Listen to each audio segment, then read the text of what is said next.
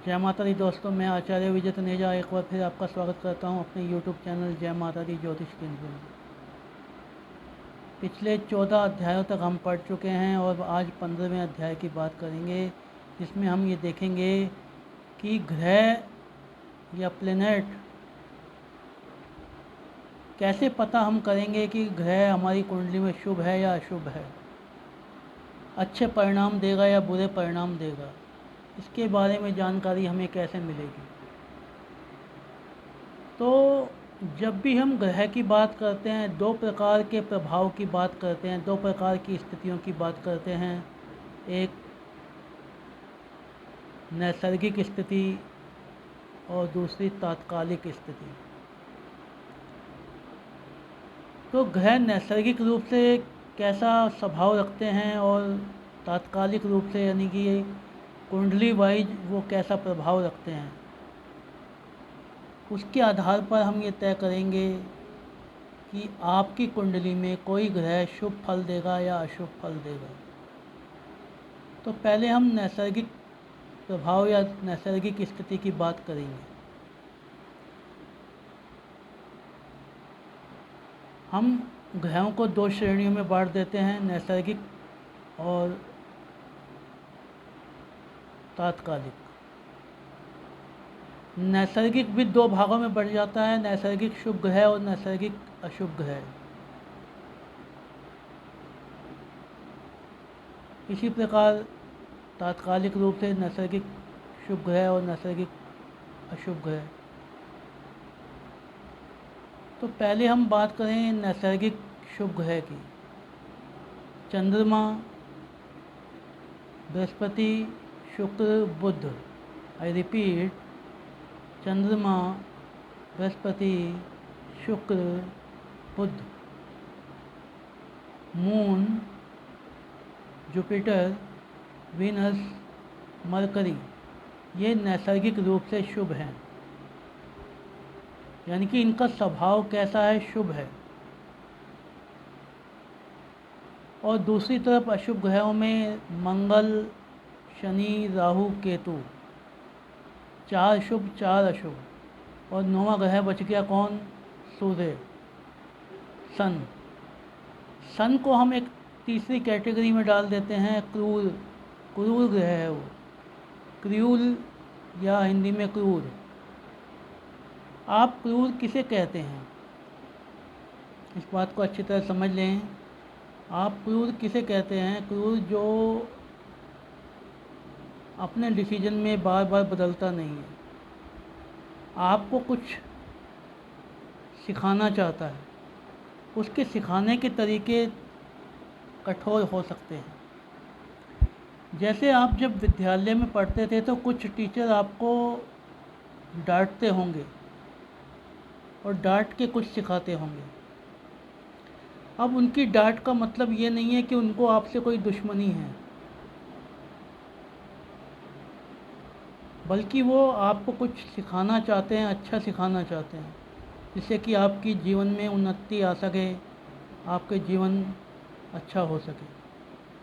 इसी प्रकार सूर्य भी पिता है, और पिता हमेशा डांट के कुछ सिखाना चाहता है आपको। पिता कभी भी डांट जब लगाता है तो उसका मतलब ये नहीं होता कि वो हमको अपमानित कर रहा है या हमारा अहित चाहता है। पिता कभी अहित नहीं चाहता, लेकिन उसके सिखाने का तरीका जो होता है वो कठोर होता है। इसी प्रकार सूर्य है, सूर्य का स्वभाव भी कैसा है, क्रूर है। याद रखिएगा, मैं ये नहीं कह रहा कि वो अशुभ है, अशुभ नहीं है वो क्या है, क्रूर है। कठोरता से आपको कुछ सिखाना चाहता है।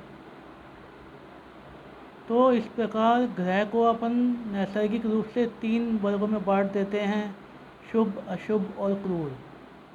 शुभ में क्या आता है, शुभ में बुध, बृहस्पति, चंद्रमा और शुक्र आता है। अशुभ में मंगल, शनि, राहु, केतु आते हैं, ठीक है। और क्रूर में सूर्य आता है। इस प्रकार आपका नैसर्गिक वर्गीकरण पूरा होता है। अगर यहाँ तक एक बार वीडियो को पॉज करके अच्छी तरह सुन लें नहीं समझ आया हो बार बार सुने, और अगर समझ आ गया हो तो आगे पढ़ें। दूसरी कैटेगराइजेशन या दूसरा वर्गीकरण हमारा है तात्कालिक रूप से। ये तात्कालिक का क्या मतलब है? तात्कालिक का मतलब है कि हमारी कुंडली में वो ग्रह किन भाव का स्वामी होकर कहाँ बैठा है। हर एक व्यक्ति की एक लगन होती है और लगन के अनुसार ही बाकी की कुंडली बनती है। तो कोई भी ग्रह की एक या दो राशियां होती हैं। सूर्य चंद्रमा की एक एक राशि है, बाकी सबकी दो दो राशि हैं। तो वो ग्रह कहाँ बैठा हुआ है और किस भाव का स्वामी है,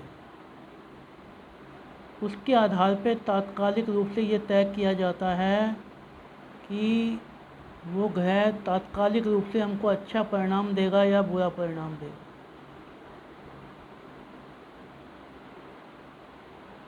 तो जैसे मैं आपको एक एग्जांपल देता हूँ, आप मकर लगन की कुंडली बनाएं। जब हम मकर लगन 1 नंबर भाव में मकर राशि यानी 10 नंबर 10 को लिखेंगे तो बाकी की कुंडली बनेगी 10, 11, 12, 1, 2, 3, 4, 5, 6, 7, 8, 9।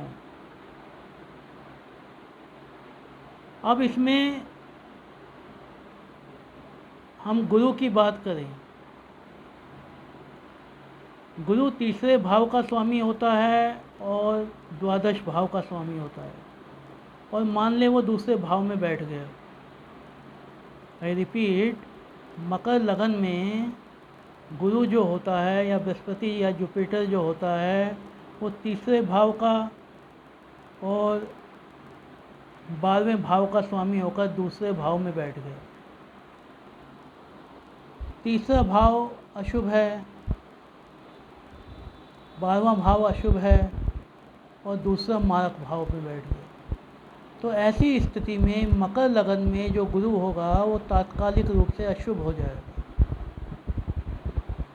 वो तात्कालिक रूप से अशुभ हो जाएगा। क्लियर ये बात? अब एक एग्जांपल और ले लेते हैं मकर लगन का ही। मकर लगन में यदि हम शुक्र को देखें तो मकर लगन में शुक्र की 2 राशियां होती हैं, वृषभ और तुला। वृषभ राशि 5म भाव में आती है और तुला राशि 10म भाव में आती है, 10वें भाव में। एक त्रिकोण भाव है, एक केंद्र भाव है, और मान लीजिए वो लगन में ही बैठ गया। ऐसी स्थिति में शुक्र शुभ हो जाएगा, तात्कालिक रूप से अति शुभ हो जाएगा, योग कारक ग्रह बन जाएगा। तो ये उसका तात्कालिक प्रभाव है। अब 2 प्रकार के प्रभाव हमने देख लिए, नैसर्गिक प्रभाव और तात्कालिक प्रभाव। किसी भी ग्रह का डिसीजन लेते समय इन 2 प्रभाव को ज़्यादा ध्यान में रखा जाता है। यदि तात्कालिक रूप से कोई शुभ ग्रह है और नैसर्गिक रूप से शुभ ग्रह है तो वह अति शुभ की श्रेणी में आ जाएगा। जब भी उसकी दशा या अंतर्दशा आएगी वो आपको अति शुभ परिणाम देगा। इसी प्रकार यदि वो नैसर्गिक रूप से अशुभ है और तात्कालिक रूप से भी अशुभ है तो वो अति अशुभ परिणाम देगा अपनी दशा अंतर्दशा में। अब आपके मन में एक प्रश्न आ रहा होगा कि यदि एक जगह वो अशुभ हो जाए, एक जगह शुभ हो जाए तो क्या होगा? मान लीजिए कोई ग्रह नैसर्गिक रूप से शुभ है, तात्कालिक रूप से अशुभ है, तो वो साधारण परिणाम देगा, सामान्य परिणाम देगा, यानी कि इतने अच्छे परिणाम वो नहीं दे पाएगा। इसी प्रकार तात्कालिक रूप से अशुभ है और नैसर्गिक रूप से शुभ है तो भी वो सामान्य परिणाम देगा। मैं समझता हूँ कि इतनी बात आपको समझ आई होगी। हालांकि ग्रह का एक लेसन और बनेगा, अभी मैं आपको आगे पढ़ाऊँगा, क्योंकि नहीं तो वीडियो बहुत लंबा हो जाएगा, आप लोग बोर हो जाएंगे, आप लोगों के ऊपर से जाएगा। मुख्य बात यह है कि आपको समझ आना चाहिए।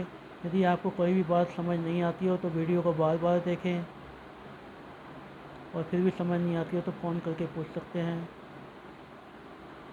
आज के लिए इतना ही। जय माता दी।